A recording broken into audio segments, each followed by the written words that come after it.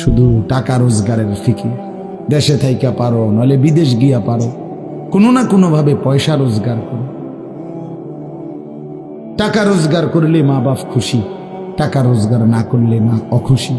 খালাস। এরপরে ইমান আছে কিনা, ইসলাম আছে কিনা, নামাজ আছে কিনা, কোরআন আছে কিনা, আল্লাহ চিনে কিনা, হালাল হারাম কিনা, জায়েজ না জায়েজ না, এত কিছু আমার দরকার।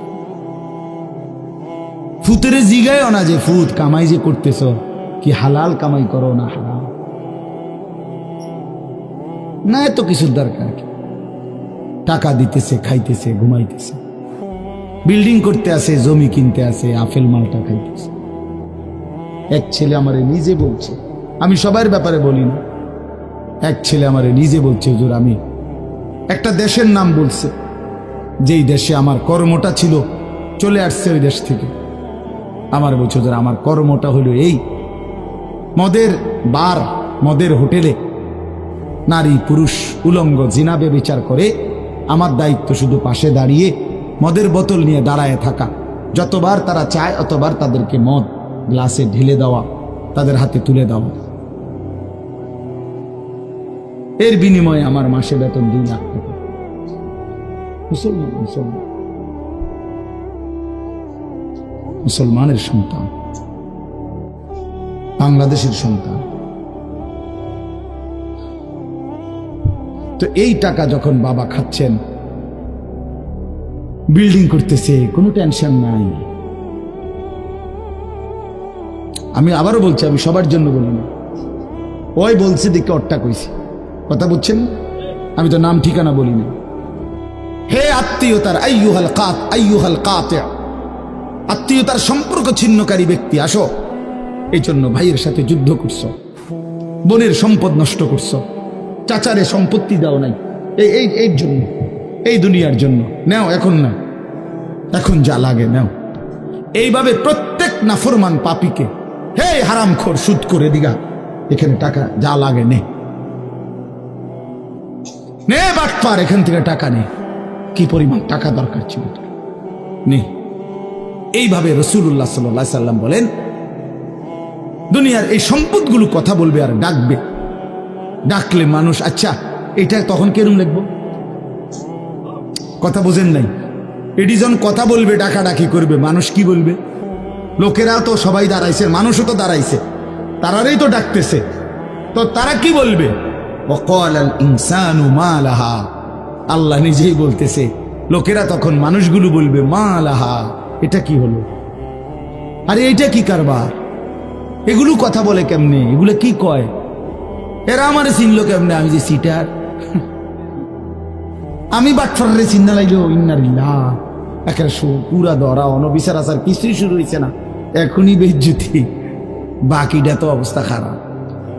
মানে অর্থাৎ মানুষগুলো অবাক হয়ে বলবে মা লাহা, কি হলো জমিনে, কি হলো এগুলোর, এরা এমন করছে কেন, এরা কথা বলছে কেন?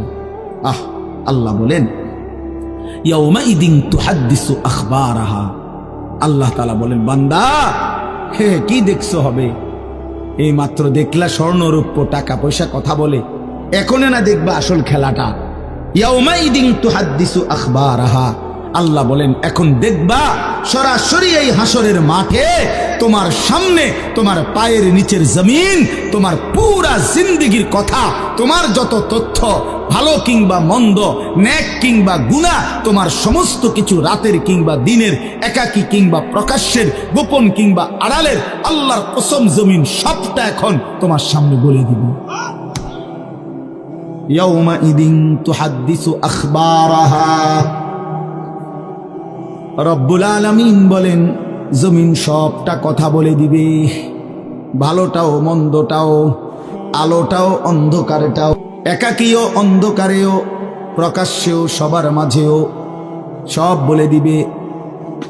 রাতের চুরি বলে দিবে, রাতের তাহাজ্জুদটাও বলে দিবে, মদের আড্ডার কথাও বলে দিবে, জুয়ার আড্ডার কথাও বলে দিবে। সারা রাত যুবক উলঙ্গ ছবি দেখেছ, আল্লাহর কসম সেটাও বলবে। যে যুবক মালিকের সেজদা দিয়েছে সেটাও বলবে। তাহাজ্জুদ শোনাবে, আবার সবার সাথে যে জামাতে নামাজ পড়েছে এটাও বলবে। সব কিছু বলে দিবে। আল্লাহ বলেন, যদি মানুষ ভাবতে চাও জমিন কিভাবে কথা বলে, স্বর্ণরৌপ্য কিভাবে কথা বলে, আল্লাহ বলেন বিআন্না রাব্বাকা আওহা লাহা, আল্লাহ তাআলা আদেশ করেছেন বলেই কথা বলে। আল্লাহ বললে, হুকুম করিলে আল্লাহর গোটা কায়নাত, গোটা সৃষ্টি জগৎটাই কথা বলে। ওয়াশাহিদা আলাইহিম সামউহুম ওয়া আবসারুহুম ওয়া জুলুদুহুম বিমা কানু ইয়ামালুন। আল্লাহ বলে, হাসরের ময়দানে বান্দা, তোমার কান, তোমার চোখ, তোমার সারা দেহের চামড়া, জুলুদুহুম, তোমার সারা দেহের চামড়া, হাসরের ময়দানে তোমার পুরা জিন্দেগির কর্মকাণ্ড বলে দিবে। চামড়াগুলো বলবে, চামড়া, মানুষের শাহওয়াত চামড়া। এই জন্য সমস্ত যৌনতার ঘটনা, অসভ্যতার ঘটনা শরীরের চামড়া বলে দিবে। মানুষের শাহওয়াত চামড়া। কথা বুঝছেন কিনা? হ্যাঁ, চরমে চামড়ার মধ্যে শাহওয়াত, কামনা, বাসনা, যৌন চাহিদা। এই জন্য যত লোক দেখবেন বিভিন্ন হসপিটালে, যত ডাক্তার চর্মরোগের ডাক্তার, তত লোক যৌন রোগেরও ডাক্তার। হ্যাঁ, চর্ম ও যৌন রোগ বিশেষজ্ঞ। এটা একই বিষয়, একই চ্যাপ্টার। চামড়া মানে আল্লাহ তাআলা বলেন, তোমার চামড়া বলে দিবে কত রাত, কত দিন নারীর প্রতি অবৈধ আগ্রহ, অস্থিরতার, বেহায়াপনার, অসভ্যতা করেছিলে।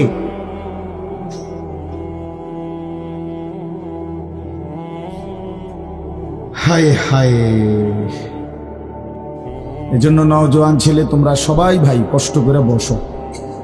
যে যে পাশে দাঁড়িয়ে আছো, আল্লাহর ওয়াস্তে বসো।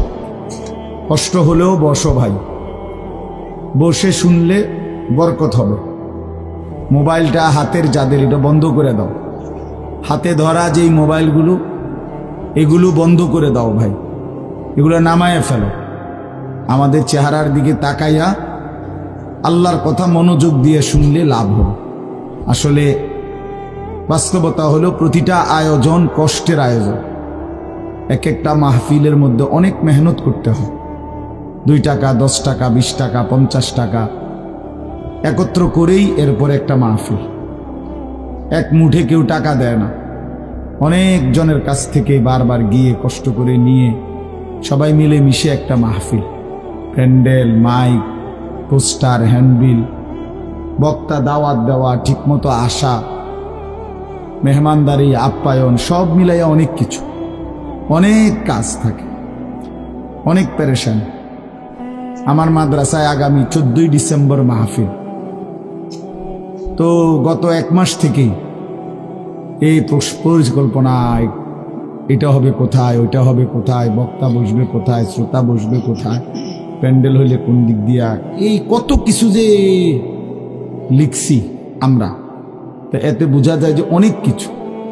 এই সবটুকু কষ্ট করে যদি শুধু কেবল আসলাম আর গেলাম, কিছুই শুনলাম না, বুঝলাম না, কিছু গ্রহণ করলাম না, তো কি লাভ হলো ভাই? এই কষ্টের এই ইন্তেজামের মধ্যে ফায়দা কি? এই জুয়েল ওর কথা বারবার আমার কাছে বলছে। মাঝখানে আমি গত বছরে খুব সম্ভব ডেট দিতে পারি না, তো আবদার ছিল, আমি এবছর বলছিলাম যে ডেট মিলাই দেব, তো দেওয়া হয়েছে। আসলে সবাইরই ব্যস্ততা, সবাই কষ্ট করেই ইন্তজাম করতে হয়েছে। এই জন্য আমি অনুরোধ করি, সবাই আমরা, ছেলেরা তোমরাও ভাই বসো, ভাই ওই ছেলে বসো না বাবা, এনে বসো, বসো। এই ছেলেরা তোমরাও বসো ভাই, যে কদ্দুরে শুনো, অসুবিধা নাই, যতক্ষণই শুনো। ফ্যান যদি বেশি সিফা হয় তো সোজাই আসো, বসো না। অনেকের ফ্যান্টে সমস্যা, এটা এত সিফা যে গোলামের প্যান্ট ফিন্দাই দিছে, এই জন্য এটা দিয়ে বসতে পারে। এটা জানুন না? না, এটা ঐতিহাসিক তথ্য, মানে দুষ্টামি না। যাদের প্যান্ট সিফা, এটা হলো গোলামের পোশাক, মানে কৃতদাসের পোশাক। হ্যাঁ, এটা হলো আফ্রিকান, যাদেরকে দিয়ে পৃথিবীতে কৃতদাসের কাজ করাইতো, অর্থাৎ এই ভেড়া, বকরি, উট, দুম্বা, এগুলো লালন পালনের কাজ করাইতো, তো তাদেরকে এরকম সিপা প্যান্ট ফিনে, মানে টাইট, কেন? যাতে বসতে না পারে। হ্যাঁ সত্যি, এটা ঐতিহাসিক কথা, যাতে বসতে না পারে, কাজে যাতে ফাঁকি দিতে না পারে, এই জন্য এদেরকে এই চিপা প্যান্ট এটা পরায় দিচ্ছে। নাহলে এটা কোনোভাবেই সুস্থ স্বাভাবিক কোনো মানুষের পোশাক না। সামান্যতম সুস্থতা আছে যার ভিতরে, সে এত টাইট এটা পরে কিভাবে? বেচারা হাঁটে কেমনে, বসে কেমনে, পেশাব পায়খানার জরুরত আছে মানুষের, তাইলে এটা পড়া মানে দাঁড়াইয়া প্রস্রাব করা ছাড়া তো অন্য কোনো সিস্টেম নেই, নাহলে এটা সে কিভাবে বুঝবে? তাইলে এত কষ্ট করে মানুষের পোশাক আল্লাহ তাআলা নাজিল করেছে। ইয়া বনি আদমা কদ আনজালনা আলাইকুম লিবাসান, কোরআন শরীফে আছে। আল্লাহ বলেন, হে বনি আদম, আমি আল্লাহই তোমাদের উপরে পোশাক নাজিল করেছি। পোশাক আল্লাহর দেওয়া। এই যে মানুষ পোশাক পরার এই অনুভূতি, এটা আল্লাহর দেওয়া। আদম আলাইহিস সালামকে আল্লাহ তাআলা সৃষ্টি করে পোশাক ছাড়া পেশ করে নাই ফেরেশতাদের সামনে। কি মনে হয় আপনার? খোলামেলা, বুঝছেন না কথাটা? তো ওনার গায়ে কি ছিল? পোশাক ছিল। তো আল্লাহ তাআলা যখন থেকে আদমকে সৃষ্টি করলেন, তখন থেকে আদমের গায়ে পোশাকও দিল, সেই থেকেই পোশাক। ইউয়ারি সাওআতিকুম ওয়ারিশা, এটা স্পষ্ট। আল্লাহ বলছে দুইটা উদ্দেশ্যে পোশাক দিলাম। এক, এটা তোমাদের লজ্জা ঢেকে দিবে, আর ওয়ারিশা, এটা তোমাদের সৌন্দর্যের উপকরণ হবে। তাহলে এটার মধ্যে একটা আর্ট আছে, সৌন্দর্য আছে, এটা লজ্জা ঢাকবে। এখন যদি লজ্জাই না ঢাকে, এটা যদি সতরই না ঢাকে, তো এটা হলো কি? আল্লামা তকি উসমানী দামাত বারাকাতুহুমুল আলিয়া হযরত বলছেন যে কোনো মানুষের, পুরুষের সতর কোমর থেকে নিয়ে, নাভি থেকে নিয়ে হাঁটু, এটুকু জায়গা এভাবে ঢাকতে হবে। একে তো মোটা হইতে হবে কাপড়, যাতে করে পাতলার কারণে চামড়া দেখা না যায়। আরেকটা হলো এতটুকু ঢিলে ঢালা হইতে হবে, যাতে করে এতটা টাইট হইয়া না লাগে, যেন অঙ্গ প্রত্যঙ্গ, রান, পিছনের অংশ কার কেমন এটা বোঝা না যায়। স্বাভাবিক যেন ঢিলে ঢালা, নাই তো এটা কি হয় না, পোশাক হয়। একবারে শরীর সাইজ কাইটা কাইটা বানানো, এটা কোনোভাবেই সৌন্দর্য না। এই জন্য এটা একটা গুরুত্বপূর্ণ বিষয়। এটা বলে অনেক সময় অনেকেরই দেখি, এই বেচারা আমাদের সাথেও কোনো সময় দেখা করতে আসলে মাদ্রাসায়, মনে করেন মাহফিলের দাওয়াত দিতে আসছে অথবা এমনি দেখা করতে, তো আমাদের তো নিচে বসতে হয়, চেয়ার টেবিল নাই। তো এই নিচে বসতে কইলে আর বই তারা পেটারে টানতে টানতে ফ্যান যান শেষ। বেচারা নিজেও কষ্টে প্যারেশানিতে পড়ে, আমরাও প্যারেশানিতে পড়ি। এই জন্য স্বাভাবিক ঢিলে ঢালা পোশাক পরা উচিত, একটু যেন করে চলতে ফিরতে আরাম হয়। ভাই তোমরা বসতে না, তোরা এখান চলে যাও বেটা, অপদার্থ কোথাকার, যাও এখান থেকে বেটা। হ্যাঁ যাও, তোমার মতো দু চারজন শ্রোতা না হলে কি ফালতু কোথাকার। এতবার বললাম, এটা বসতে ক্ষতি কি? আল্লাহর কথা বসে শুনতে হয়। এটা এতবার একটা কথা বলতেছি, এটা যদি গুরুত্ব না হয় তো এটা কি হলো বলে? আল্লাহর কথা বসে শুনতে হয়, এটা তো একটা সার্কাস না। কি বলেন, এটা কি একটা সার্কাস? তাইলে কোরআন শরীফে আছে এটা। মুসা আলাইহিস সালামকে আল্লাহ তাআলা তুর পাহাড়ে জুতা খুলতে বললেন কেন? জুতা খুলে বসবার জন্য। আল্লাহর কথা বসে শুনতে হয়, জুতা খুলে শুনতে হয়, তাইলে নিজের মধ্যে পরিবর্তন আসে। আদব ছাড়া ইলম হয় না।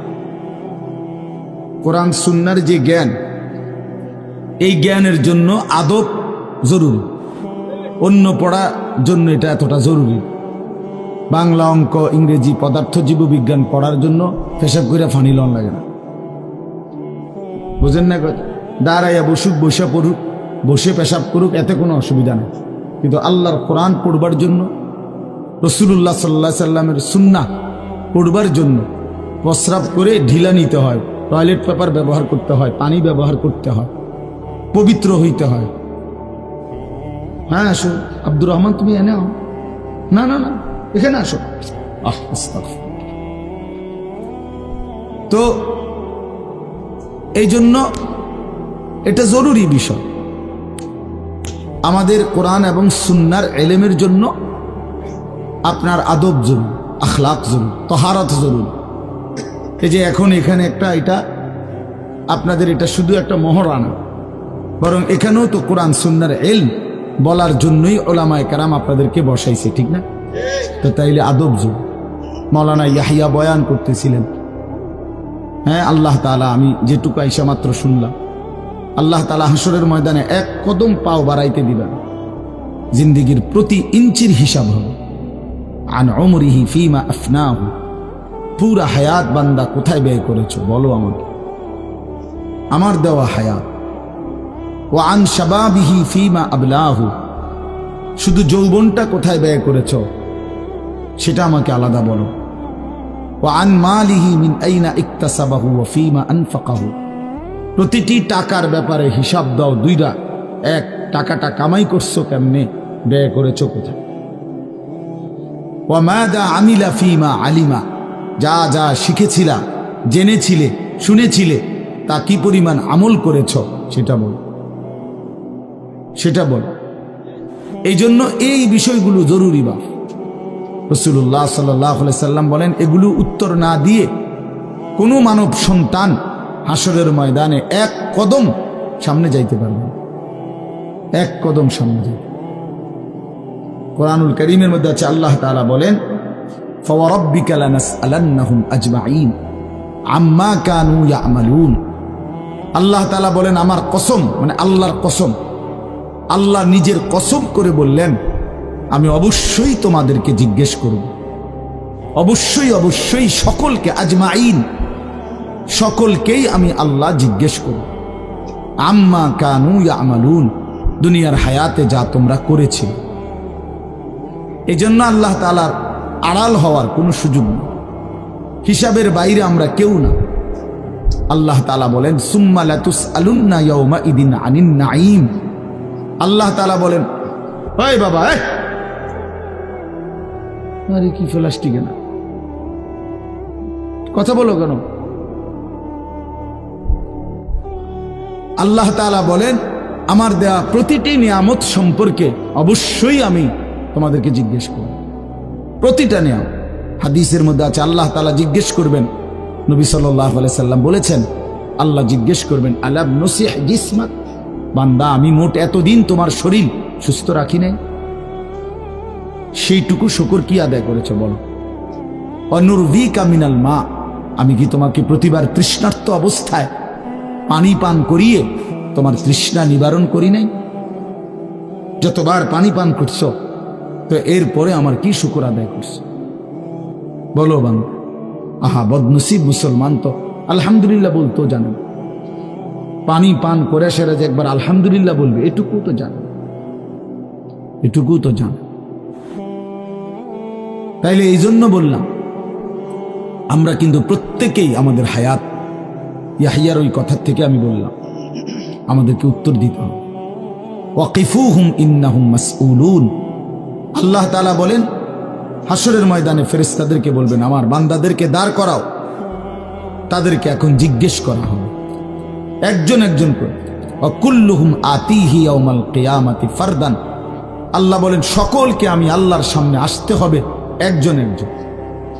ফারদান অর্থ ওয়াহিদান, একজন একজন আমার সামনে এসে দাঁড়াবে, আমার সামনে তুমি একাকী উত্তর দিবে, কোনো দুভাষী থাকবে না, একাকী উত্তর দিবে। এই জন্য বাপ আমার, এটা জরুরি বিষয়, আমাদের জন্য জরুরি বিষয়। আমরা যেন আমাদের জিন্দেগির কদর করি। ছেলেরা তোমাদেরকেও বলি, ভাই, হায়াত এই শুধু শুধু কাটাইয়া বন্ধে কোনো ফায়দা নেই। বুট খাইতে খাইতে নষ্ট করে দিলা জীবন, সামান্য মোবাইলের জন্য জীবন। একটা মোবাইলের আর কতই দাম, 12, 14, 18 হাজার টাকা। তো এই সামান্য টাকার একটা মোবাইল, এর জন্য এত সুন্দর হায়াত শেষ করে দাও, এটা ঠিক না। বন্ধুদের আড্ডায় 5 ঘন্টা 6 ঘন্টা জীবন শেষ করে দিলেন। আল্লাহ আমাদেরকে বুঝ দান করেন। এজন্য চলেন প্রতিটা মাহফিলের বয়ান মনোযোগ দিয়ে শুনবেন, জুমার নামাজের বয়ান মনোযোগ দিয়ে শুনবেন।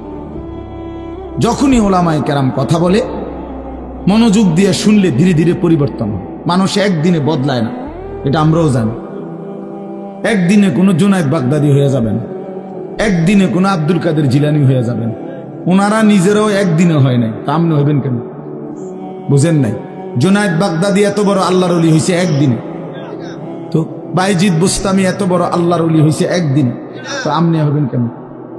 কাজে এইটা কোনো কথা না।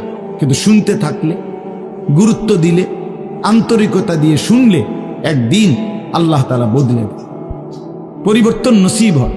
এই পৃথিবীতে অগণিত মানুষ যারা জালেম ছিল, নাফরমান ছিল, পাপী ছিল, হাজারো অন্যায়ের মধ্যে ডুবা ছিল, এমন মানুষও আল্লাহর দয়ায় কোনো একদিন রাত গভীরে, কোনো একদিন দিনের আলোতে, কোনো সামান্য কথায়, কোনো সামান্য ঘটনায় জিন্দেগি বদলায় ফেলছে।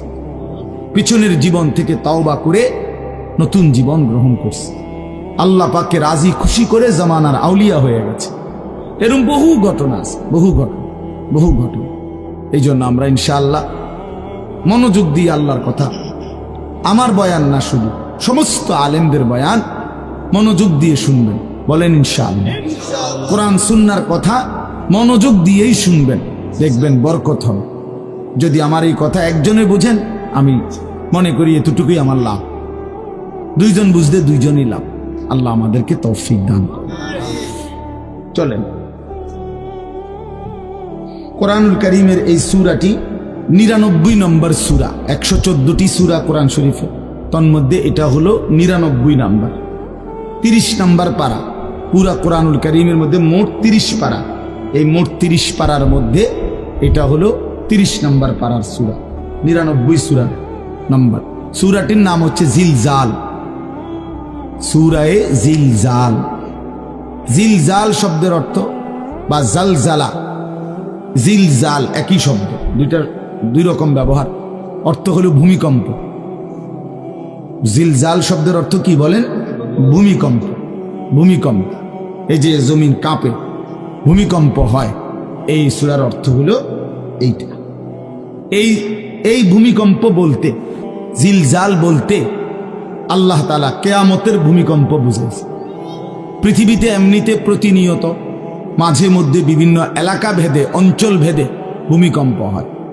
হ্যাঁ, আধা মিনিট, 30 সেকেন্ড, 40 সেকেন্ড, 50 সেকেন্ড, কিংবা তার চাইতে সামান্য কম বেশি এরকম সময় ভূমিকম্প হয়। এতেই বহু ক্ষয়ক্ষতি হয়। যখনই যেখানে কোথাও ভূমিকম্প হয়, তো সেখানে অনেক ক্ষয়ক্ষতি হয়, ঘর বাড়ি বিভিন্ন কিছুর অনেক ক্ষতিগ্রস্ত হয়। কিন্তু আল্লাহ তাআলা বলেন একটি চূড়ান্ত ভূমিকম্প আছে, যেই ভূমিকম্পটা যখন হবে তখন একসাথে আল্লাহর সৃষ্টি পুরাটা জমিন একসাথে ভূমিকম্প, এবং সেটা কতক্ষণ থাকবে সেটা আল্লাহই জানে, সেটা আল্লাহই জানে। এরকম ভূমিকম্প হবে। আর সেই ভূমিকম্পটা হলো কিয়ামতের ভূমিকম্প। অর্থাৎ এই পৃথিবী ধ্বংস করার জন্য আল্লাহ তাআলা তার গোটা সৃষ্টি জগৎকে মৌত দিবেন। মৃত্যু দুই রকমের, একটা হলো ব্যক্তিগত পৃথক একক মৃত্যু, আর একটা হলো গোটা আলমের মৃত্যু। সবার যখন পৃথক মৃত্যু হয় তো এটারে বলে মৌত। আর গোটা পৃথিবীর যখন আল্লাহর সৃষ্টি সবটার যখন একসাথে মৃত্যু হবে সেটারে কয় কিয়ামত। সেটাই কিয়ামত, ওইটাও একটা মৃত্যু। আসমানের মৌত হবে, জমিনের মৌত হবে, সূর্য চন্দ্র গ্রহ নক্ষত্রের মৃত্যু হবে, অর্থাৎ সব কিছু শেষ হবে। তো এই যে কিয়ামত, এটা আমাদের ঈমানের অংশ, এটা হবেই হবে, এটা হবেই হবে। আখিরাত, কিয়ামত, এই পৃথিবী একদিন ধ্বংস হবে, শেষ হবে, এটা কোরআনুল কারীমের অসংখ্য আয়াতে আল্লাহ তাআলা বলছেন, বারবার বলছেন, বারবার, যে বান্দা যত সুন্দরী তোমার কাছে লাগে দুনিয়া, যত আকর্ষণীয় মনে হয় না কেন দুনিয়া, একে তো তুমিও থাকবে না, একে তো দুনিয়া নিজেই থাকবে। দুটোটা মনে রাখবে, না তুমি থাকবে স্থায়ী, না দুনিয়া থাকবে স্থায়ী, কোনোটাই না। তুমিও মৃত্যুবরণ করবা, একদিন দুনিয়ারও মৃত্যু হয়ে যাবে, দুনিয়ারও মৃত্যু হয়ে যাবে। প্রতিটা মানুষকে মরতে হবে, এটা আমরা সবাই জানি। কুল্লু নাফসিন যায়িকাতুল মাউত, সমস্ত আত্মা, সমস্ত প্রাণ, আল্লাহ তাআলা বলেন মৃত্যুর স্বাদ গ্রহণ করো, মৃত্যুর স্বাদ গ্রহণ।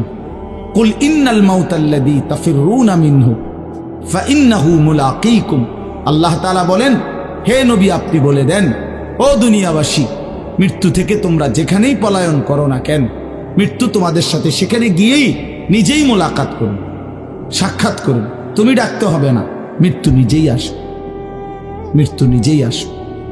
আইনামা তাকুনু ইউদরিকুমুল মাউতু ওয়ালাউ কুনতুম ফি বুরুজিন মুশাইয়াদা, আল্লাহ বলে তুমি যদি এমন একটা বিল্ডিং বানাও, ঘর বানাও, যে ঘরটা অনেক উঁচা, যে ঘরটার উপর দিয়া কেউ ভিতরে ঢুকতে পারবে না, যে ঘরটার মধ্যে একটা ছিদ্র নাই, একদম আটকানো, তো এরকম একটা ছিদ্রবিহীন সুউচ্চ ঘরও যদি তুমি বানিয়ে তার ভেতরেও তুমি আশ্রয় নাও, তো ইউদরিকুমুল মাউতু, মৃত্যু তোমার সেখানেই পৌঁছবে, তোমার সেখানেই পৌঁছবে। প্রিয় ভাই আমার, বন্ধু আমার, নওজোয়ান সাথীরা আমার, মৃত্যু এক অনিবার্য বাস্তবতা, চিরন্তন বাস্তবতা, এটা গ্রহণ করতেই হবে। হাসলেও মরতে হবে, কাঁদলেও মরতে হবে, সুখেও মরতে হবে, দুঃখেও মরতে হবে। রাজপ্রাসাদ আর অট্টালিকার মানুষটাও মরে যাবে, জীর্ণ কুটিরে যে লোক থাকে, হ্যাঁ, সেই লোকটাকেও মরতে হবে। জীবনে কোনোদিন দুঃখ দেখে নাই যে, সেও মরে যাবে। জীবনে কোনোদিন সুখ দেখে নাই যে, সেও মরে যাবে, সব মরে যাবে। এটাই সত্য, এটাই বাস্তবতা। অতএব মৃত্যু এক অনিবার্য বাস্তবতা, এটা গ্রহণ করতেই হবে। এটা যদি আমরা মনে রাখি, আমাদের জীবন অনেক সুন্দর হইত, অনেক সুন্দর হইত। রাসূলুল্লাহ সাল্লাল্লাহু আলাইহি ওয়াসাল্লাম বলছেন, আকসিরু যিকরা হাদিমিল লাযযাত ইয়ানি আল মাউত। আল্লাহর নবী বলেন, আমার উম্মত তোমরা বেশি বেশি ওই জিনিসটা স্মরণ করো, যে জিনিস তোমাদের সমস্ত স্বাদ, আনন্দ, আহ্লাদ চিরতরে মিটায় দেবে, তোমারে চিরস্তব্ধ করে দেবে। জলজ্জান্ত মানুষটা আমাদের সামনে হাঁটতো, চলতো, উঠতো, বসতো, ঘুরতো, ফিরতো, হ্যাঁ, সেই মানুষটা মনে করেন আমার চোখের সামনে নাই, তার লাশ আমার সামনে, আহা সেই লোকটা স্তব্ধ। পৃথিবীর কত মানুষ কত আওয়াজ করতেছে, কত শোরগোল করতেছে, কিন্তু এই লোকটা হাতও নাড়ে না, পাও নাড়ে না, চোখও মেলে না, আর কিছুই করে না। এ কি আশ্চর্য বিষয়! চোখের সামনের এই মানুষটা নাই, কি হলো তার? কে তারে থামায় দিল? কে তারে স্তব্ধ করে? এ তো আমার মতো ঘুরতো, ফিরতো, হাঁটতো। আহ, আমার আব্বারে আমি কত দেখছি, একদিন আমার আব্বা চলে গেল। আমার দাদারে আমি কত দেখছি, আমার দাদা একদিন চলে গেল। আমার জ্যাঠারে আমি দেখে আসছি, দোয়া করে আসছি, ফু দিয়ে আসছি। এক সপ্তাহ পরে জ্যাঠা ইন্তেকাল করলেন, আবার এক সপ্তাহ পরে আমি গিয়া জ্যাঠার জানাজা পড়াইছি। এই তো বাস্তবতা। যুবক ভাই, তুমিও মনে রাখো, বয়স্ক বাবা আপনিও মনে রাখেন। হাসান বসরি রহমতুল্লাহ আলাইহি একজন বড় বুজুর্গ ছিলেন। উনি বলতেন, তিনি যখন কোনো যুবককে দেখতেন আর বয়স্ক দেখতেন, তো তিনি যুবকদেরকে বলতেন, ইয়া মা'শারাশ শাবাব ইন্না যারআ কাদ তুদরিকুহুল আহাতু ক্বাবলা আন ইয়াবলুগা। তিনি উপদেশ দিতেন, হে যুবকগণ শোনো, সব ফুল, সব ফল, সব গাছ চারা পরিপক্ক পাকা পর্যন্ত পৌঁছায় না, তার আগেই অগণিত ফুল, অগণিত ফল, অগণিত চারা গাছ ঝরে ঝরে। এটা উনি মনে করাইতেন মৃত্যুর কথা। উনি এটা বুঝাইতেন, যুবক তুমি দেখো, একটা আম গাছের মধ্যে যতগুলো মুকুল ধরছে ফুল, সবগুলো আম হয় না। যতগুলো আম ধরছিল ছোট ছোট, সবগুলো বড় পাকা পর্যন্ত যায় না, তার আগেই ঝরে যায়। ঝরেই যায় বেশি, থাইকা যায় অল্প। তার মানে যুবক, কিশোর, তরুণ এই বয়সেই মৃত্যু হয় বেশি, বৃদ্ধ পর্যন্ত পৌঁছে কম। পুরা বাড়িতে অনেক সময় এমন হয় একজনও বয়স্ক লোক নাই, একজনও নাই। আমার ঘর, আমার বাপ চাচাদের যে ঘর, সেখানে আপনার এখন আমার চাচাতো ভাই, জ্যাঠাতো ভাই, আমার ভাই বেরাদর সব মিলাইয়া আমাদের ছেলে পেলে ভাই বাতিজা মিলে না হয়তো 60-70 জন আছি আমরা, কিন্তু আমাদের একজনও বয়স্ক লোক নাই। আমার দাদাও নাই, দাদিও নাই, জ্যাঠাও নাই, চাচাও নাই, আমার আব্বাও নাই, কেউ নেই। তাইলে কেন এমন হলো? তাহলে বোঝা গেল অধিকাংশই ঝরে যায়, কবরে চলে যায়, মৃত্যু হয়ে যায়। এই জন্য ধোঁকা না খাওয়া। আরেকটা হলো, বয়স্ক লোককে দেখলে উনি বলতেন, হাসান বসরি রহমতুল্লাহ আলাইহি, ইয়া মাশারা শুয়ুখ, হে বৃদ্ধগণ। উনি তাদেরকে জিজ্ঞাসা করতেন যে মা ইউনতাজারু বিসসারআ ইযা বালাগা, যখন কোনো ফসল পাইকা যায় তখন আর বাকি থাকে কি? কি বাকি থাকে? কাটা। কথা বলে না, কি বাকি থাকে? ক্বালু আল হাসাদ, বা কাটাটা বাকি থাকে, পাইকা তো গেছে। তার মানে আপনারা পাইকা তো গেছেন, বয়স তো হয়েই গেছে, আর শুধু মৃত্যুটা বাকি, আর শুধু মৃত্যুটা বাকি। তাইলে যুবককে বলতেন, তুমি ভেবো না তুমি বৃদ্ধ হবা, কারণ অসংখ্য ফুল তো আগেই ঝরে যায়, অসংখ্য ফল তো আগেই ঝরে যায়, অসংখ্য গাছ তো আগেই ঝরে যায়। আবার বৃদ্ধকে বলতেন যে আপনার তো আর কিছুই বাকি নাই, আপনি তো পাইকেই গেছেন, এখন শুধু কাটা, কবর, মৃত্যু ছাড়া আর বাকিটা কি? তাহলে মৃত্যু ভুলে না যাওয়া, মউত ভুলে না যাও। রাসূলুল্লাহ সাল্লাল্লাহু আলাইহি ওয়াসাল্লাম বলেন, কাফা বিল মাউতে ওয়াইজান। নবীজি বলেন, কোন মানুষ যদি মৃত্যুর কথা স্মরণ করে, তার ওয়াজের জন্য, নসিহতের জন্য এটাই যথেষ্ট, এটাই যথেষ্ট। আমরা কিতাবে পড়ছি, হযরত ওমর রাদিয়াল্লাহু তাআলা আনহু, এত বড় সাহাবী, উনি বলতেন, কুল্লা ইয়াউমিন ইউকালু মাতা ফুলান মাতা ফুলান ওয়ালা বুদ্দা মিন ইয়াউমিন ইউকালু মাতা ওমর। তিনি বলতেন, হায় শোনো, প্রতিদিন ঘোষণা হয় আজ অমুকের মৃত্যু হলো, অমুকের মৃত্যু হলো, অমুকের মৃত্যু হলো। অচিরেই একদিন ঘোষণা হবে আজ ওমরের মৃত্যু হলো, আজ ওমরের মৃত্যু হলো। উনি বলেন, এই ঘোষণা শুনবে খুব দ্রুত একদিন। এই জন্য বাপ, এই আমাদের ব্যক্তিগতভাবে প্রতিনিয়ত মৃত্যু হচ্ছে, ঠিক এভাবে আমরা তো মরছি, একদিন এই গোটা আলমের মৃত্যু হবে। এই গোটা সৃষ্টিটাই আল্লাহ তাআলা গুটায় ফেলবে। আচ্ছা, কি আশ্চর্য কথা, এটা কি অবাক করা। এক মিনিট যদি কেউ বিবেক দিয়া ভাবে, যারে বলে কি হুজুর, বলেন কি, এত বড় আসমান ভেঙে যাবে, এই সূর্য খসে পড়বে, চাঁদ খসে পড়বে। আল্লাহ তাআলা বলছে, ইযা সামাউন ফাতারাত, আসমান ভেঙে যাবে, ওয়া ইদাল কাওয়াকিবুন তাসারাত, তারকারাজি খসে খসে পড়বে, ইযা শামসু কুব্বিরাত ওয়া ইদাল কাওয়াকিবুন তাসারাত। আল্লাহ তাআলা বলেন, সূর্যটা গুটায় ফেলা হবে, পাহাড়গুলো বালির মতো, তুলার মতো উঠতে থাকবে। ইদা রাজ্জাতিল আরদু রাজ্জা, এই জমিনের মাটিগুলো রেজা রেজা, পাউডার পাউডার হয়ে যাবে। ইদাল বিহারু ফুজ্জিরাত, সমুদ্র, খাল, বিল, নদীর পানিগুলো সব টকবগে উতরাইয়া গরম হইয়া বাষ্পের মতো উড়ে যাবে। না কোথাও পানি থাকবে, না কোথাও গাছ থাকবে, না আসমান থাকবে, না জমিন থাকবে, কিছু। আচ্ছা, এটা কেমন কথা, এটা কেমন আশ্চর্য বিষয়। এই গোটা আলমের মৃত্যু হবে। আল্লাহ তাআলা কোরআনুল কারীমে বিশ্বাস করেন, অসংখ্যবার এই কথা এটা বলছে, এটা হবেই হবে। ইদা ওয়াকাতিল ওয়াকিআ, আল্লাহ বলেন এই ঘটনাটা ঘটবে। লাইসা লিওয়াকাতিহা কাযিবা, এই ঘটনা মিথ্যা মনে করার মতো কেহ নাই। যেদিন ঘটে যাবে তখন আর কারো কোনো মিথ্যাবাদী আর থাকবে না, অর্থাৎ কেউ আর অস্বীকার করার সুযোগ হবে না। চোখের সামনে দিন, চোখের সামনে দিন। কোরআন শরীফে একটা সূরা আছে, সূরা হজ। ওই যে আমরা হজ করি না, এই হজ সূরাটার নাম। এই সূরার শুরুতে আল্লাহ তাআলা এই পৃথিবী ধ্বংসের, কিয়ামতের একটা সাংঘাতিক বর্ণনা দিয়েছেন। ওইখানে আছে, আল্লাহ বলেন, ইয়া আইয়ুহান নাসুত্তাকু রাব্বাকুম, হে মানুষ তোমরা আল্লাহকে ভয় করো। আর শুনো, ইন্না জালজালাতাস সাআতি শাইউন আযীম, নিশ্চয়ই কিয়ামতের ভূমিকম্প, জালজালা, এই যে বললাম জিলজাল এবং জালজালা অর্থ ভূমিকম্প।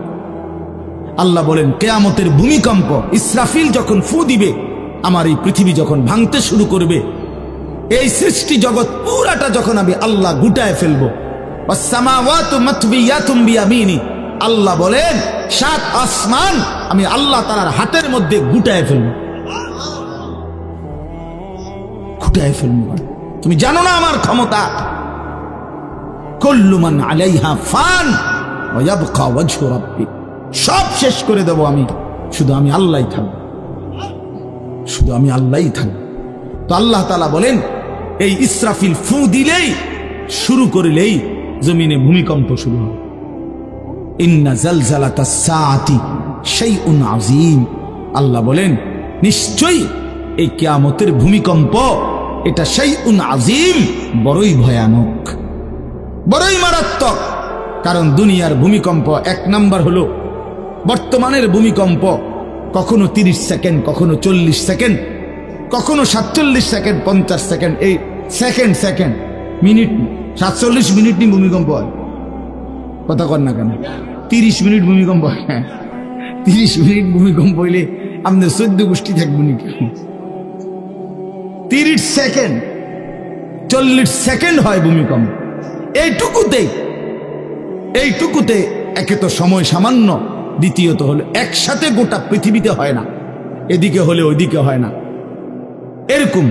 কিন্তু আল্লাহ তাআলা বলেন ইসরাফিল ফু দিলে যে ভূমিকম্পটা হবে, সেই ভূমিকম্পটা গোটা পৃথিবী একসাথে নাড়ায় দিবে, একসাথে নড়বে। 47 সেকেন্ড না, কতক্ষণ সেটা আল্লাহই জানে। তখন অবস্থা কি হবে? মানুষের আতঙ্ক, এই ভূমিকম্পে আতঙ্ক। হ্যাঁ, আমি একবার চাঁদপুর মাহফিলে ছিলাম, রাত্রে ঘুমাইছি মসজিদের রুমে, ইমাম সাহেবের রুমে, এই সময় ভূমিকম্প আইছে, দরজা খুলে দিছি দৌড়, মসজিদের মাঠে আইছি দাঁড়াইয়া, চাই যে পুরা গ্রামের মানুষ সব আইসা বলছে হই হুল্লোড় চিৎকার, হায় হায়। অথচ সবাই চিৎকার দিতে দিতে ভূমিকম্প শেষ। ভূমিকম্প হয়েছেই তো অল্প একটু, কিন্তু এটুকুর আতঙ্কেই যা হুজুর পাবলিক বরাবর। কিসের হুজুর আর কিসের পাবলিক, বক্তা শ্রোতা সমান। এই এখন মনে করেন ভূমিকম্প হইলে আমরা সব দিন দৌড়, আমি এখানে বুজুর্গি দেখাই এটা। হ্যাঁ, আমি একটা বড় হুজুর বেটা প্রধান বক্তা, আমি লড়লে কি মানুষে কি করব? আপনি কি করবেন? আমার সময় কো, আমার জান নিয়ে টানা। আল্লাহু আকবার। তো এই সামান্য ভূমিকম্প, কিন্তু আল্লাহ তাআলা বলেন ইসরাফিল সিংহা ফু দিলে যে ভূমিকম্প হবে বান্দা, সেটা বড়ই ভয়ানক, সেটা সারা পৃথিবী নড়বে একসাথে। তখন কি হবে? মানুষের আতঙ্ক। ইয়াউমা তারাউনাহা তাযহালু কুল্লু মুরদিআতিন আম্মা আরদাআত, এই 1 নম্বরে আল্লাহ বলেন যে মা তার বাচ্চাটাকে দুধ পান করাইতেছিল, এই কোলের বাচ্চা, দুধের বাচ্চা, আপন মা তার দুধের বাচ্চা ভুলে যাবে, ফেলে দিবে, ছুঁড়ে মারবে, আর মা পাগলের মতো দৌড়ানো শুরু। কোরআন শরীফের আয়াত। ওয়াতাদাউ কুল্লু যাতি হামলিন হামলাহা, এবং আল্লাহ তাআলা বলেন যে মায়ের পেটের বাচ্চা 10 মাস পূর্ণ হয়ে গেছে, আগামী 2 ঘন্টা 5 ঘন্টা পরে বাচ্চাটা এমনিতেই প্রসব হইতো, আল্লাহ তাআলা বলেন ইসরাফিলের ফু দিলে জমিন যখন কাঁপতে শুরু করবে, তো এই গর্ভধারিণী মা, গর্ভবতী নারী পাগলের মতো এভাবে ছুটবে, দৌড়বে, নিজের গর্ভের বাচ্চা নিজেই পড়ে যাবে। ও তারান নাসা সুকারা, আল্লাহ বলেন মাতালের মতো সমস্ত মানুষগুলো ছুটতে থাকবে। ফাইদা বারিকাল বাসার ওয়া খাসাফাল কামার ওয়া জুমিআ আশ-শামসু ওয়াল কামার, আল্লাহ তাআলা বলে চন্দ্র সূর্য আলোহীন হয়ে যাবে, সূর্য চন্দ্র এক হয়ে যাবে। ওয়া জুমিআ আশ-শামসু ওয়াল কামার ইয়াকুলুল ইনসানু ইয়াওমাইদিন আইনাল মাফার, লোকেরা দৌড়বে আর ছুটবে, মানুষ একে অপরকে জিজ্ঞেস করবে ভাইয়া পালাবো কোথায়, দাঁড়াবো কোথায়? কোথাও তো স্থির কোনো জায়গা নাই, কোথায় দাঁড়াবো? আল্লাহ তাআলা বলেন কাল্লা লা ওয়াজার, না বান্দা, সেদিন আর কোথাও জায়গা মিলবে না। ইলা রব্বিকা ইয়াউমা ইদিনিল মুস্তাকার, আজকে শুধুই কেবল তোমার আল্লাহর কাছেই আশ্রয় ঠিকানা। এভাবে বহু আয়াত কোরআনুল কারীমের মধ্যে আল্লাহ তাআলা বর্ণনা করছেন। আমার ভাই, তো এই ইসরাফিলের ফু দিলে গোটা আলমের মৃত্যু হবে, ভূমিকম্প শুরু হবে। তো এই ভূমিকম্প কেন হবে? এই কাঁপতে কাঁপতে সমস্ত কিছু ভাঙ্গা একসাথে এই সব কিছু আল্লাহর সৃষ্টি সমস্ত কিছুই জমিনের তলদেশে চলে যাবে। জমিন তখন খালি ফাঁকা, জমিনে তখন কিচ্ছু নাই, কিচ্ছু, একটা সুতা মাটির উপরে থাকবে। এই প্রথমবার ইসরাফিল ফু দিলে সমস্ত কায়নাত, ইনসান, জিন, আল্লাহর সমস্ত সৃষ্টি মাখলুকাত সব জমিনের তলদেশে চলে যায়। মানুষ ও জিন ও অর্থ সম্পদ, স্বর্ণ রৌপ্য মণি মুক্তা হীরা জহরত সব সব সব একটা কাগজের অস্তিত্ব, সব কিছু, ওটা জমিন ফাঁকা। এভাবে কতদিন আল্লাহ জানে, কতদিন আল্লাহ জানে। হ্যাঁ মা ভাই, এরপরে একটা নির্দিষ্ট সময় পরে আবার আল্লাহ তাআলা ইসরাফিলকে জীবিত করবেন, করে আবার আল্লাহ তাআলা দ্বিতীয়বারের মতো ফু দিতে বলবেন। এই দুই ফুঁয়ের মাঝখানে কতদিন? নবী সাল্লাল্লাহু আলাইহি সাল্লামের এক হাদিসের মধ্যে বলছে 40। সাহাবীরা ব্যাখ্যা করছেন, মুহাদ্দিসিন, সেই 40টা হতে পারে 40,000 বছর। 40,000। এই জন্য বাপ একটা কথা হলো, সর্বশেষ যেই লোকটা কবরে যাবে, শেষ যেই ব্যক্তি মরবে পৃথিবীতে, হতে পারে তাকেও শুধু কবরেই থাকতে হবে 40,000 বছর। 40,000 বছর, এরপরে তো আখিরাত। এই 40,000 বছর যদি কবরে আযাব হয়, 40,000 বছর যদি কবরে আযাব হয় ভাই, তখন কি হবে? এবার ভেবে দেখেন, এখন যারা কবরে যাচ্ছে, হ্যাঁ, নূহ আলাইহিস সালামের জামানায় যারা মারা গেছে, ইব্রাহিম আলাইহিস সালামের জামানায় যারা মারা গেছে, নবীজি সাল্লাল্লাহু আলাইহি সাল্লাম তো 1,500 বছর আগে ইন্তেকাল করছেন, 1450 বছর আগে।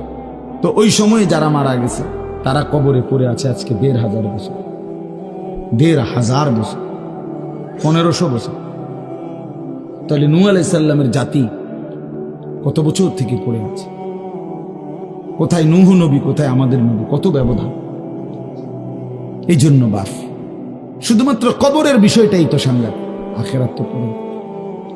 শেষ ব্যক্তিটাও যদি কবরে থাকতে হয় 40,000 বছর, তো এখনকার মানুষগুলো আছে কত কাল ধরে। এই যার কবরে আযাব হচ্ছে, আহা বাপ, সে কি পরিমাণ কষ্ট পাচ্ছে ভাইবা। দেখে কবরবাসীদের রুহের মাগফিরাত। আরে ভাইয়া, একবার চোখ বন্ধ করে 1 সেকেন্ড ভাবেন, আজ আমরা যাদের রুহের মাগফিরাত কামনা করলাম, এই 20 বছরের ব্যবধানে, 30 বছরের ব্যবধানে, 10 বছরের ব্যবধানে, 50 বছরের ব্যবধানে আবার এর পরের লোকেরা আমাদের রুহের মাগফিরাত কামনা করে। এটা কি পরিমাণ বাস্তবতা, কি পরিমাণ বাস্তবতা! এটাকে অস্বীকার করার, না বুঝার কিছুই নাই, মৃত্যুকে না বুঝার কিছুই নেই।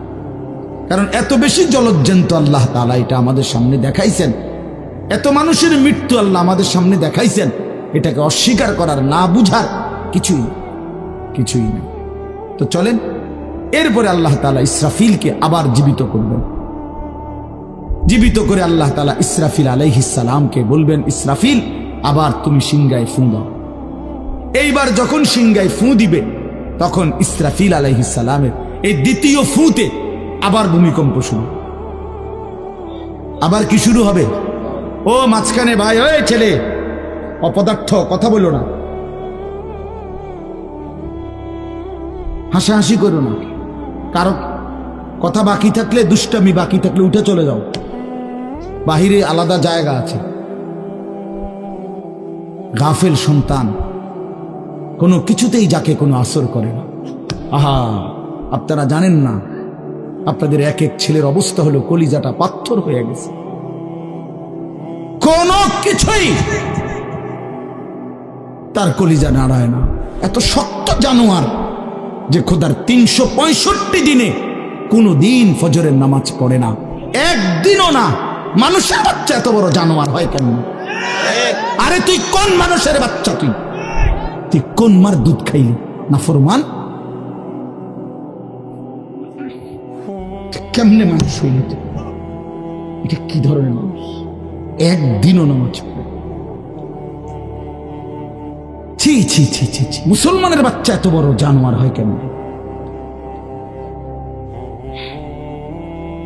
কোনদিন নামাজ পড়ে না, 6 মাসে 9 মাসে কোনদিন বলতে পারবে না নাফরমান কোনদিন 5 ওয়াক্ত নামাজ পড়ছে কিনা।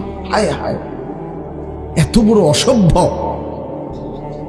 মায়ের সন্তান হয় কেন? বাবার সন্তান হয় কেন? চিন্তা কর। কোনো কিছুই ছেলে পেলেদের হালাত হলে এই পরিমাণ লাগাম ছাড়া কিসের মা কিসের বাবা, কে তার মা কে তার বাপ, কে কি তার ধর্ম, তার আল্লাহকে তার রসুলকে, তারে বানাইছে কে, আসছে কোত্থেকে, কেন আসছে, কি করতেছে, কি করছে, কিচ্ছুর খবর নেই। কিচ্ছুর খবর। আসে, হাঁটে, বুট খায়, বন খায়, মোবাইল টিপে, খারাইয়া মতে, বইয়া মতে, বন্ধু বান্ধবদের সাথে আড্ডা দেয়, মেয়ের পিছনে ঘুরে, অসভ্য অশ্লীল কথাবার্তা বলে। এটা কি একটা জিন্দিগি হলো? মিয়া ভেবে দেখেন। ওফ, কোন সুস্থ স্বাভাবিক মানুষ এমন হয়? বলো ভাইয়া, বলো। রাগ করো না বাপ, কে তোমা করে মনে করাই দিব? কেউ মনে করায়। হা, বাবা আমারও ফিকির শেষ, শুধু টাকা রোজগারের ফিকির। দেশে থাইকা পারো, নইলে বিদেশ গিয়া পারো, কোনো না কোনো ভাবে পয়সা রোজগার করো। টাকা রোজগার করলে মা বাপ খুশি, টাকা রোজগার না করলে না অখুশি। খালাস। এরপরে ইমান আছে কিনা, ইসলাম আছে কিনা, নামাজ আছে কিনা, কোরআন আছে কিনা, আল্লাহ চিনে কিনা, হালাল হারাম কিনা, জায়েজ না জায়েজ না, এত কিছু আমার দরকার। ফুতেরে জিগায়ও না যে ফুত কামাই যে করতেছ, কি হালাল কামাই করো না হারাম না, এত কিছুর দরকার কি? টাকা দিতেছে, খাইতেছে, ঘুমাইতেছে, বিল্ডিং করতে আসে, জমি কিনতে আসে, আপেল মালটা খাইতেছে।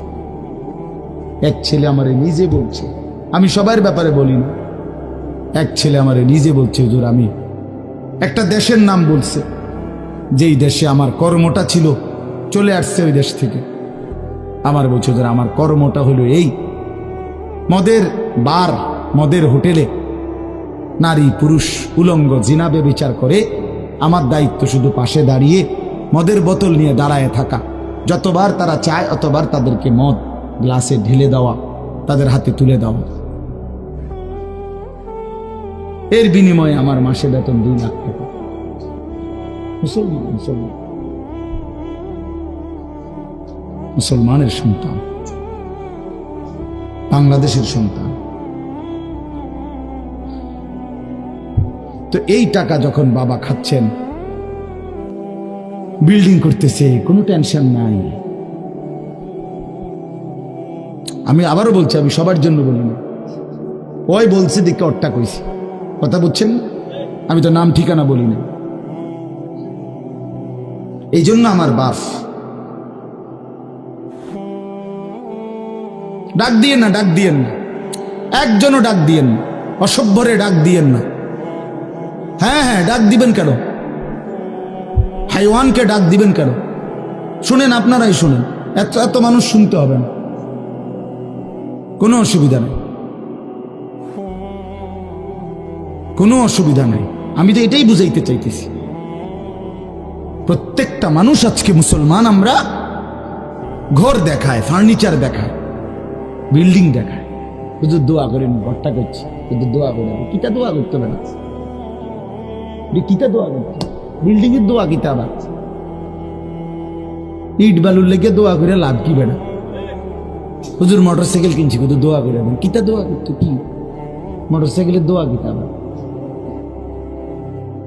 আজীব লাগে না? বাস্তব এগুলো ছাদ ডালাই দিই, আজকে দোয়া করে, ছাদ ডালাই দোয়া। ওটা ছাদ ডালাই করে, ওটার ফুতে মোবাইলে অশ্লীল উলঙ্গ ছবি দেয়। ওটার সন্তান উনি দাঁড়াইয়া রয়েছে মিস্ত্রিগো সামনে, ওনার গাম ভাইয়া ভাইয়া পড়তেছে ছাদ ডালাইয়ের দিন, আর অসভ্য জানোয়ার সন্তান বন্ধুদের সাথে উলঙ্গ ছবি দেখতেছে। ওই জানোয়ারের জন্য উনি ছাদ ডালাই নিতেছে, ওই হাইওয়ানের জন্য উনি ঘর করে দিয়ে দেখতেছে। উনি কবরে জায়গা ঘর করে দিয়ে গেছে, এর জন্য ঘর করলেন? ছি ছি ছি ছি ছি।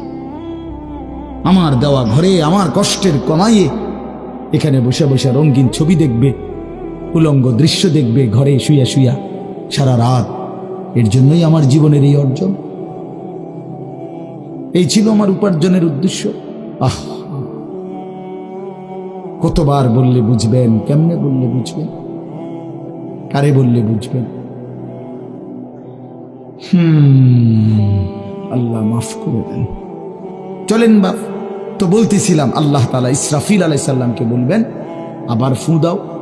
তো তিনি দ্বিতীয়বারের মতো ফু দিলে জমিন আবার ভূমিকম্প শুরু হবে।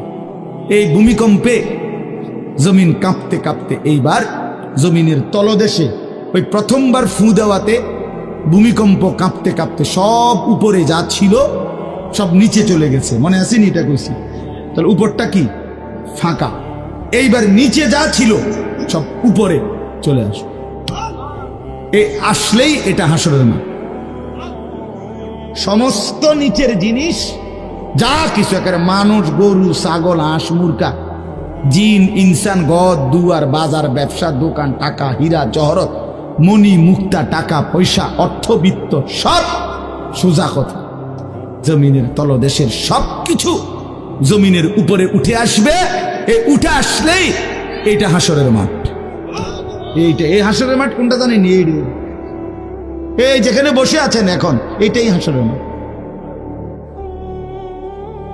এই জমিনের উপরেই হাসরের মাঠ। বাকি শুধু আল্লাহ কোরআন বলছে ইদাল আরদু মুদ্দাত, আমি আল্লাহ জমিনটাকে টেনে আরো লম্বা করে দেব, আরো বড় করে দেবো, আর কি প্রশস্ত করে দেবো। কারণ ওই যে পিসের মানুষ খারাপ লাগবে না? মানুষ তো দাঁড়াই বসেই আদম আলাইহিস সালাম থেকে নিয়া, তো মানুষ বেশি না? মানুষ, গরু, ছাগল, হাঁস, মুরগা, জিন, ভূত সব খারাপ না? সব দাঁড়াবে। এই জন্য আল্লাহ তাআলা বলেন জমিন আমি প্রশস্ত টেনে দিব, লম্বা করে দিব, এতটুকু। বাকি এটাই হাসরের মাঠ, এটাই হাসরের মাঠ। এই কথাটাই এখানে আল্লাহ তাআলা উল্লেখ করছেন। ইদা জুলজিলাতিল আরদু জিলজালাহা, যখন দ্বিতীয়বারের মতো ইসরাফিলের ফু দিলে জমিনের ভূমিকম্প শুরু হবে। ওয়া আখরাজাতিল আরদু আসকালাহা, আল্লাহ তাআলা বলেন তখন জমিন তার তলদেশে যা ছিল সমস্ত জমিনের তলদেশে, এগুলো এতদিন জমিনের বোঝা ছিল, বোঝা মানে মাটির নিচে, এগুলো সে মনে যেন ফোজা কান্দে লইছে। এবার ওয়া আখরাজাতিল আরদু আসকালাহা, জমিন তার বোঝা মানে জমিনের তলদেশে যা ছিল সে এবার তা জমিনের উপরে উঠায় না, উপরে উঠায়। এরপরে আশ্চর্য কথা শুনেন, এর পরের কথাটার জন্য রাসূলুল্লাহ সাল্লাল্লাহু আলাইহি সাল্লাম হাদিসে বলছেন, এই ভাই শুনেন, ছেলেরা তোমরাও শোনো। নবী সাল্লাল্লাহু আলাইহি সাল্লাম বলেন এই জমিনের তলদেশ থেকে যখন সবকিছু উপরে উঠে আসবে তখন অর্থ সম্পদ, হীরা জহরত, মণি মুক্তা, স্বর্ণ রৌপ্য এগুলো স্তূপ আকারে উঠে আসবে জমিনের উপরে, মানে হাসরের মাঠে। তো নবীজি একেবারে স্পষ্ট হাদিস, নবীজি সাল্লাল্লাহু আলাইহি সাল্লাম বলেন তখন এই স্বর্ণ রৌপ্য, টাকা পয়সা, হীরা জহরত এগুলো, এই অর্থ সম্পদগুলো আল্লাহর কুদরতে কথা বলবে। স্বর্ণের টুকরা কথা বলবে, কথা বলবে, রৌপ্যের টুকরা কথা বলবে, এগুলো কথা বলবে।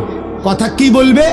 এগুলো তখন ওই নাফরমান মানুষগুলোকে ডাক দিবে, ডাক দিবে, আইয়ুহাস সারিক, হে চোর, এদিকে এই সম্পদের জন্য চুরি করেছিলে, আজ যা দরকার নেও।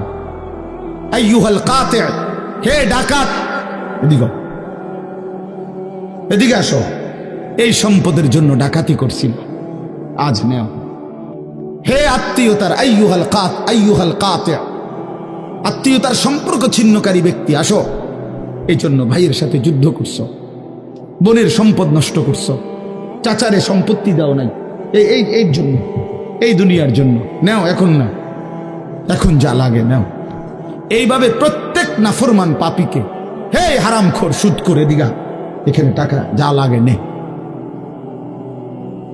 নে বাটপার, এখান থেকে টাকা নে, কি পরিমাণ টাকা দরকার ছিল নে।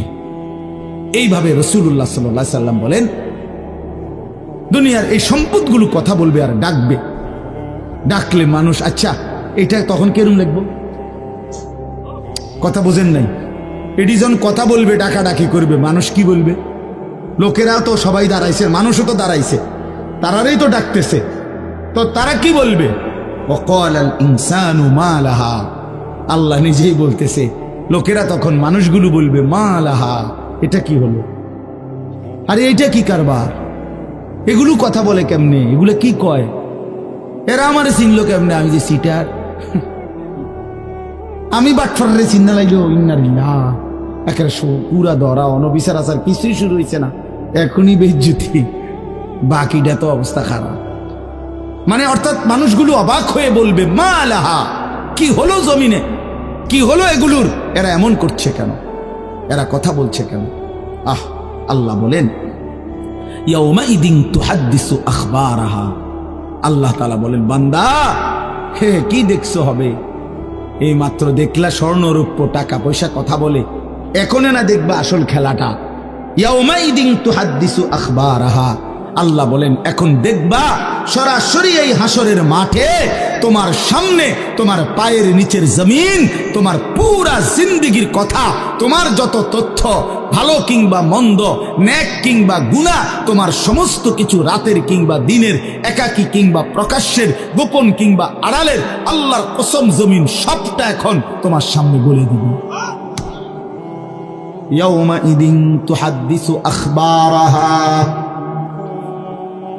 রব্বুল আলামিন বলেন জমিন সবটা কথা বলে দিবে, ভালোটাও মন্দটাও, আলোটাও অন্ধকারটাও, একাকীও অন্ধকারেও, প্রকাশ্যেও সবার মাঝেও, সব বলে দিবে।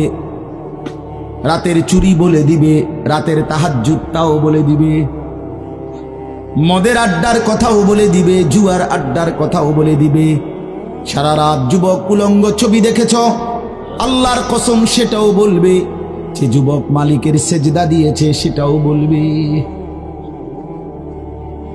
তাহাজ্জুদ শোনাবে, আবার সবার সাথে যে জামাতে নামাজ পড়েছে এটাও বলবে, সব কিছু বলে দিবে। আল্লাহ বলেন যদি মানুষ ভাবতে চাও জমিন কিভাবে কথা বলে, স্বর্ণরৌপ্য কিভাবে কথা বলে, আল্লাহ বলেন বিআন্না রাব্বাকা আওহা লাহা, আল্লাহ তাআলা আদেশ করেছেন বলেই কথা বলে।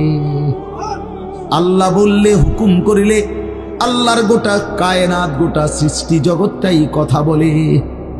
ওয়াশাহিদা আলাইহিম সামউহুম ওয়া আবসারুহুম ওয়া জুলুদুহুম বিমা কানু ইয়ামালুন। আল্লাহ বলে হাসরের ময়দানে বান্দা, তোমার কান, তোমার চোখ, তোমার সারা দেহের চামড়া, জুলুদুহুম, তোমার সারা দেহের চামড়া, হাসরের ময়দানে তোমার পুরা জিন্দেগীর কর্মকাণ্ড বলে দিবে। চামড়াগুলো বলবে, চামড়া, মানুষের শাহওয়াত চামড়াতে। এই জন্য সমস্ত যৌনতার ঘটনা, অসভ্যতার ঘটনা শরীরের চামড়া বলে দিবে। মানুষের শাহওয়াত চামড়া, কথা বুঝছেন কি? হ্যাঁ, চর্মে, চামড়ার মধ্যে শাহওয়াত, কামনা, বাসনা, যৌন চাহিদা। এই জন্য যত লোক দেখবেন বিভিন্ন হসপিটালে, যত ডাক্তার চর্মরোগের ডাক্তার, তত লোক যৌন রোগেরও ডাক্তার। হ্যাঁ হ্যাঁ, চর্ম ও যৌন রোগ বিশেষজ্ঞ, এটা একই বিষয়, একই চ্যাপ্টার। চামড়া মানে আল্লাহ তাআলা বলেন তোমার চামড়া বলে দিবে কত রাত, কত দিন নারীর প্রতি অবৈধ আগ্রহ, অস্থিরতার, বেহায়াপনার, অসভ্যতা করেছিলে।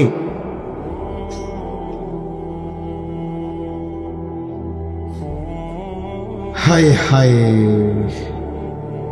বিআন্না রাব্বাকা আওহা লাহা, আল্লাহ বলেন আমি আল্লাহ হুকুম করেছি বলে কথা বল। এই জন্য আল্লাহ হুকুম করিলে চামড়াও কথা বলে, কানেও কথা বলে। এখন কি কানে কথা বলে? কিন্তু সেদিন বলল চোখেও কথা বলবে। এখন চোখ কথা বলে না, মানে সবকিছুর জবান খুলবে, সবকিছু। আপনারা বলেন, আমরা তো মনে করি জিহ্বায় কথা বলে না, জিহ্বায় কথা বলে না, আল্লাহর হুকুম হইলে কথা বলে। নাহলে যেই লোক বোবা তারও তো জিহ্বা আছে না, তো সে কথা বলে না। যে লোক কানে শুনে না, তো তার কি আপনার এইভাবে কান বলতে কিছু নাই, তো সে শুনে না কেন? কথা বলেন না কেন? আল্লাহর হুকুম। যার চোখ, যে চোখে দেখেন, এই যে জুয়েল ভাই, আমি মূলত তার মহব্বতেই মাহফিলটা দিচ্ছি। তো এই যে দেখে না, তো তার এভাবে তো চোখ আছে, সে দেখে না কেন? আল্লাহ তাআলার হুকুম নাই বলে দেখে, ঠিক কিনা বলেন না কেন?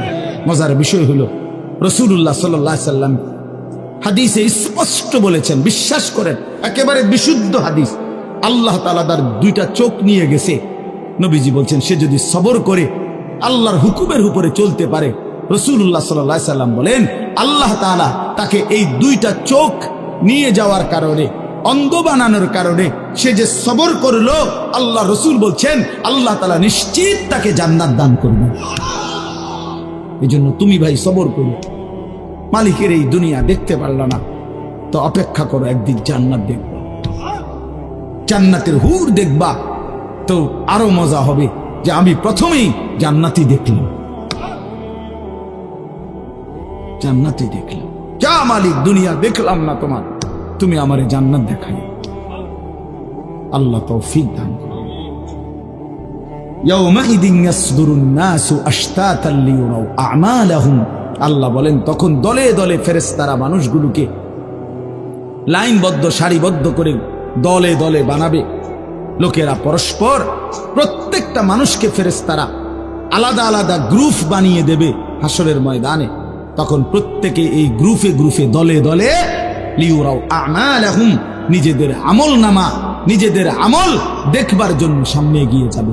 অর্থাৎ প্রত্যেককে তার আমল নামা দেখবার জন্য, দেওয়ার জন্য নির্দিষ্ট জায়গায় নিয়ে আসবে। নেওয়ার পরে সেখানে প্রত্যেকের ফাইল, প্রত্যেকের খাতা, আমল নামা তার হাতে তুলে দেওয়া হবে। দিলেই সে দেখবে। আল্লাহ বলতেছেন, ফামান ইয়ামাল মিসকালা যাররাতিন খায়রান ইয়ারা। এক বিন্দু, এক অণু পরিমাণ, পরমাণু পরিমাণ, সামান্য থেকে সামান্য পরিমাণও নেকি, কল্যাণ, তাও তুমি দেখতে পাবা। ওমান ইয়ামাল মিসকালা যাররাতিন শাররান ইয়ারা। বিন্দু থেকে বিন্দু মন্দ যা করেছিলে তাও তুমি দেখতে পাবে। এক জাররা, মূলত জাররা বলে তাফসীরের মধ্যে লিখছে লা ওয়াজনা লাহু লা জিনাতা লাহা, যেটার কোনো ওজন হয় না, এত সামান্য, এত সামান্য, ওজন নাই, মানে 100 গ্রামও না, 10 গ্রামও না, 1 গ্রামও না, আধা গ্রামও না, এত সামান্য। এটা কোনো ওজন নাই, ওজন নাই, ওজন আসে না আর কি, ওজনে হয় না, এরে বলে জাররা। তাফসীরের মধ্যে লিখছে, কোনো ব্যক্তি, হযরত আব্দুল্লাহ ইবনে আব্বাস বলেন, কোনো ব্যক্তি যদি মাটিতে এমনি হাত মারে, মানে হাত লাগাই আবার উঠাই লাইছে, তখন এই যে বালুগুলো লাগছে, এই বালুর যেগুলো হাত থেকে ঝরে পড়ে কণা, এগুলো তার চাইতে সামান্য এক জাররা। আমার উস্তাদ বলছিলেন ছাত্র জীবনে আমাদেরকে, যে মানুষ যে কাপড় ধুইয়া চিপে, কাপড় এমনি চিপ্পা রৌদ্রে দেয় না, মানে চিপ্পাই তো ফানি ফেলায়, তো কাপড় চিপ্পা সাইরা মানুষের একটা স্বভাব হইল রৌদ্র দেওয়ার আগে এটার একটা ঝাড়া মারে, লুঙ্গিটারে একটা আগে কি মারে, ঝাড়া দিয়া এরপরে দেয়। এই যে লুঙ্গিটা ঝাড়া দিলে যে ছোট্ট ছোট্ট পানির ফোঁটা ছিটকাইয়া পড়ে, এই ফোঁটা এগুলো পিচ্ছি পিচ্ছি, এগুলো এক একটা জাররা, অথবা তার চাইতে ছোট। এটার ওজন আসবে না, এটা 1 গ্রামও হবে না, আধা গ্রামও হবে না। এই সামান্য ভালোটাও তুমি দেখবা, মন্দটাও দেখবে। কেমনে আড়াল করবেন ভাই? নিজেকে আড়াল করবেন কেমনে বাপ? যুবক, তুমি কেমনে আড়াল করবা? কোরআন শরীফে আছে, আল্লাহ বলেন, ইয়াউমা তুবলাস সারাইর। বান্দা, আমি হাসরের ময়দানে তোমার অন্তরের গোপন বিষয়গুলো, যেগুলো কেউ শুনে নাই, তুমিও বলো নাই, শুধু মনে মনে কল্পনা করছিলা ভালো কিংবা অসৎ, সেগুলো হাসরের ময়দানে তোমার সামনে খুলে দিন। হ্যাঁ, আফালা ইয়ালামু ইযা বু'সিরা মা ফিল কুবুর ওয়া হুসিলা মা ফিস সুদূর। আল্লাহ তাআলা বলেন এই বুকের ভিতরে, অন্তরের ভিতরের যেই কথাগুলো সেগুলো খুলে দেব। এজন্য আজকে আমার কথা এখানে শেষ। আমি এতটুকু কথাই বলতে চাই, এই ৯২ নম্বর সূরাটা আমাদেরকে এই কথার সবক দিচ্ছে যে আমরা আমাদের জিন্দেগির ১ সেকেন্ড, একটি নিঃশ্বাস আড়াল করবার সুযোগ নেই। হিসাব দিতে হবে, হিসাব দিতে হবে। ১ মিনিট, ১ সেকেন্ড, ১ পলক, ১ লম্হা, ১ মুহূর্ত আমাদের আড়াল করবার সুযোগ নাই ভাই। ভালোটার প্রতিদানও নিতে হবে, মন্দটারও প্রতিদান নিতে হবে। তাইলে কেন জীবন নষ্ট করব, কেন হায়াত নষ্ট করব? আমার অনুরোধ রইল, যতগুলো যুবক ছেলে আছো ভাই, তোমাদের কাছে অনুরোধ, মৌলানা কথা বলবে, এরপরে আরো একটু বয়ান হলে এরপরে দোয়া হবে, কিন্তু আমার মাঝখান দিয়ে কথাটাই আমি অনুরোধ করে বললাম, প্রত্যেকেই দয়া করে আল্লাহর ওয়াস্তে, আল্লাহর ওয়াস্তে নিজের জীবনের কদর করো ভাই। আমার এটাই শেষ কথা। যুবক ছেলেরা, তুমি আমার সাথে এখন যাইবা না, আমিও তোমার সাথে যাব না। এই দুনিয়াও যেমন আমি আলাদা চলে যাচ্ছি, আপনারাও আলাদা চলে যাবেন, কিন্তু বাস্তব কথা হলো আমি আপনি প্রত্যেকে আলাদা আলাদা কবরে, আখেরাতে আল্লাহর সামনে মুখোমুখি হতে হবে। এজন্য হাত জোড় করে অনুরোধ করছি ভাই, নিজেরে নষ্ট করুন। একটা ছেলেও যদি বুঝো, আমার অনুরোধ রইল তোমার প্রতি, তুমি নষ্ট হইও না, চরিত্রহীন হইও না, তুমি হায়াতটা শেষ করে দিও, কষ্ট পাইবা। এই নারী ছবি, অশ্লীল দৃশ্য, উলঙ্গপনা, বেহায়াপনা, এই জেনা ব্যভিচারের দৃশ্য, এগুলো দেখো না। চেষ্টা করো ৫ ওয়াক্ত নামাজ পড়তে, ৫ ওয়াক্ত নামাজ পড়তে হিম্মত করলে পারবা ভাই। পেশাব পায়খানার পরে টয়লেট পেপার ব্যবহার করো, পানি ব্যবহার করো, দেখবা শরীর পবিত্র থাকলে আল্লাহর ইবাদত করতেও মন চাই। মূলত মানুষ অনেকের যাদের নামাজ ছুটে যায়, তাদের একটা বড় কারণ হলো তার শরীর অপবিত্র, শরীর নাপাক, আর নাপাক দেখে নেক কাজের তামান্না, আগ্রহ জাগে না। এই জন্য এই যে পেশাব করে পানি নেয় না, টয়লেট পেপার ব্যবহার করে না, এই অসভ্য এই কারণে নামাজ পড়তে চায়। বাস্তব কথা, এর তখন আর হায়া লজ্জা থাকে না। এই জন্য সবাই মিলে ইনশাআল্লাহ নামাজ পড়ে নিজেদের স্ত্রী, কন্যা, বোনকে পর্দা পশিদায় রাখতে চেষ্টা করেন। যে মেয়েটার পর্দা নাই, যে মহিলার পর্দা নাই, বিশ্বাস করেন যে তার নিজের ইজ্জত, নিজের কদর, নিজের সতীত্ব, নিজের পর্দার কদর বুঝে না, এটা কোনো নারী না, এটা কোনো মহিলা না, এটা প্লাস্টিক জাতীয় কিছু হইতে, এটা এক ধরনের প্লাস্টিক, এটা এক ধরনের অসভ্য। যে নারী বেপর্দা, যেই মেয়ে দুশ্চরিত্র, যেই মেয়ে চরিত্রহীন, যেই মেয়ে বেহায়ার মতো চলে, সে শুধু নিজের ক্ষতি করে না, সে একটি সমাজ নষ্ট করে, একটি মহল্লা শেষ করে। এই আগুন সারা মহল্লায় জ্বালায়া দেয়, তার রূপের যৌবনের আগুন জ্বালায়া অসংখ্য যুবকের জিন্দেগি নষ্ট। এই জন্য ওই জানোয়ার মনে রাখতে হবে, ওই অসভ্য নারী, যতগুলো ছেলে তাকে দেখে অবৈধ কামনা বাসনা করছিল, এই সমস্ত যুবকের সমপরিমাণ গুনাহ ওই অসভ্য মেয়ে, ওই নর্তকী, ওই ব্যভিচারিণী নারী, তাকে ভোগ করতে হবে। এত সোজা না। এই জন্য বাবাদেরকে বলি, ছেলেদের দিকে কদর করেন, মেয়ের দিকে নজর দেন, স্ত্রীর দিকে নজর দেন। ওই খাট পালং দেখাইয়েন না, বিল্ডিং উল্ডিং দেখাইয়েন না, ইতান দেখাইয়া লাভ নেই। উঠতে লাইলে সবারই ঘুমাইয়া লাগে, পরিশ্রম করিয়া ঘুমাইলে এত কিছু লাগে না। কত মানুষ আছে এরকম যারা ফাওড়াও দোয় না, জুতাই নাই, বেটা ফাও দিব কি দিয়া বেটা। হ্যাঁ, সময় করি, এতটা ক্লান্ত থাকে যে শুইলেই কি এসে পড়ে ঘুম আসে। আল্লাহ আমাদের সবাইকে কদর করার তৌফিক দান করেন। আজকের এই মাহফিলকে আল্লাহ তাআলা ভরপুর বরকত দান করেন। আল্লাহ তাআলা আপনাদের সবাইকে কবুল আর মনসুর করেন।